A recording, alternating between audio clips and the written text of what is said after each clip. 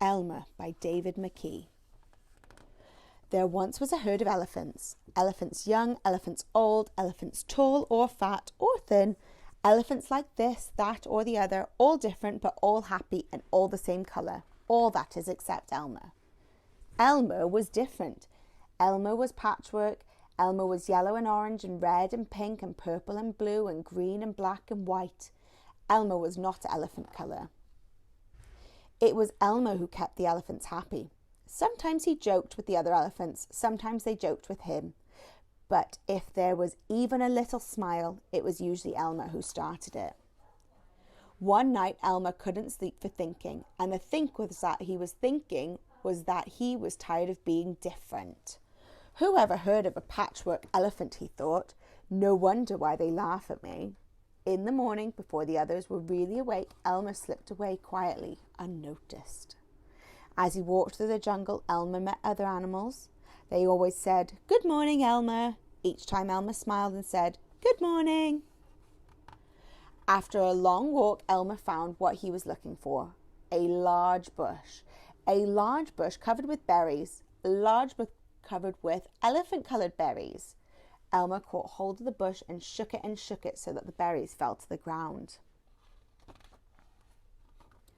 Once the ground was covered in berries, Elmer lay down and rolled over and over, this way and that way and back again.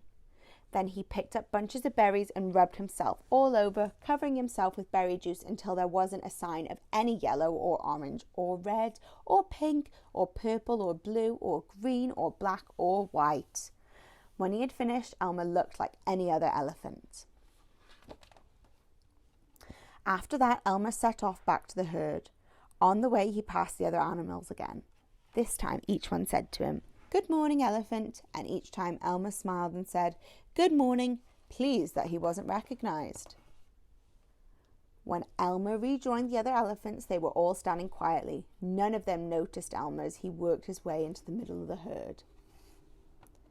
After a while, Elmer felt that something was wrong. But what? He looked around, same old jungle, same old bright sky, same old rain cloud that came over from time to time, and lastly, same old elephants. Elmer looked at them. The elephants were standing absolutely still. Elmer had never seen them so serious before. The more he looked at the serious, silent, still standing elephants, the more he wanted to laugh. Finally, he could bear it no longer. He lifted his trunk and at the top of his voice shouted, "Boo!"